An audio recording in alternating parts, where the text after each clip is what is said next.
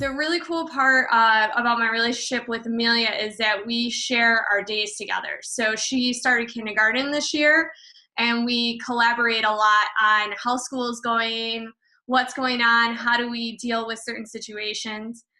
Clara is 3, and she reminds me to live life to the fullest every moment and to laugh. It's important to note that Simon actually has 3 programs. It's full-time, part-time, or the Executive MBA program. I'm in the Executive MBA program. So the reason why I decided on the Executive MBA program is because I knew many people at Xerox who had gone through the program, and they just found it incredibly intense, but very rewarding. I had done my first master's in 2 years while I was working. So actually a pretty similar format where I got Fridays off and then went and did my master's, went to class then. I like the focus that you get for throwing yourself into a relatively short amount of time and then having it complete instead of it dragging on for 5+ years. That's just not the type of person I am. I just want to go in, get it done, be very focused on it, and then move on. But at the same token, a full-time MBA wasn't feasible given, and I specifically chose Simon due to the fact that it has the best reputation in Rochester for an MBA program. So I did look at other schools, but for me, you know, just like the way I chose my undergrad, I just want to go to the best that's available to me, and Simon was the best. We have 43% women, so that's the highest that Simon has ever had in any MBA class. So I feel really fortunate to be in this particular class, and we've started a women's group. It's been very, very welcoming and, you know, really supportive. The assistant dean of the program is Karen Cole, and she has really encouraged women in the program and has been a great leader for us all. So I would say like the culture there is probably a little unusual for most business schools in that they do put an emphasis on bringing women into the program and supporting them as best as they can. The program itself is very team-based. That was actually something that really appealed to me, but something I didn't really fully appreciate until I was in the program. I mean, having that team there, especially while you're working full-time, especially while you have a family, things come up, you know, things happen that, you know, when my close friend passed away about a month ago, my team contacted me and said, don't worry about the team assignments, just worry about your individual assignments, connect with us when you feel up to it. And they also showed up to the memorial. So having that kind of support structure has been incredible. I think that's definitely a concern, but I guess I would flip it and say, if that's what an employer is going to judge you on, you probably don't want to work for that employer anyway.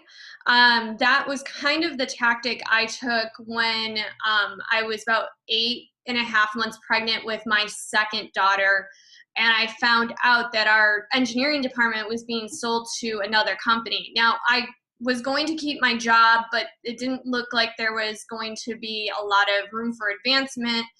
So at 8.5 months pregnant, I started interviewing. So I was, you know, it's not something I could hide by any means. So I tried to turn around and use that kind of thinking to say, you know what, if a company is gonna not hire me because I'm pregnant, then that's not the company I want to work for anyway, and it's really their loss. Having said that, obviously we want to change that perception as much as possible, and I think the way that we're going to make the most inroads on that is by women opening up their own business and being their own boss, and modeling that behavior of, you know, that moms can do it just as easy as fathers can, because that's really the crux of the situation, right? When it's a dad, you tend to make more money as a father versus not as a father. And with mothers, it's the exact opposite. So I definitely think it's a societal issue that we need to face. And I think we can do a lot more with it by going out, getting our MBAs, starting our own business, and being the change that we want to see. You know, I do catch myself being the mom every now and then. But at the same time, I don't think that's a bad thing. I think it can be perceived as being a bad thing, especially by men in the industry. But to me, like that nurture, that coaching, that that drive to, I mean, as a mother, what do you want your children to be? You eventually want them to be independent and strong and able, you know, to be contributing citizens to the world. So having that outlook with, you know, a team that you manage or someone that you're mentoring at work, it's still applicable. And I think that that perspective is underutilized and undervalued.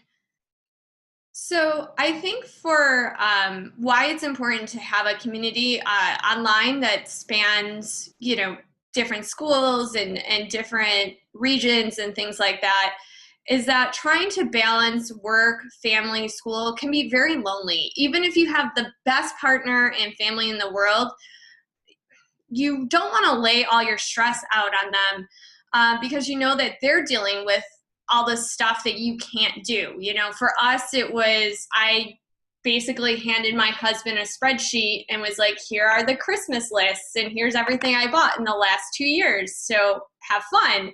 People got a lot of gift cards that year, you know, so it's kind of having a community that knows what you're going through is so crucial for your success.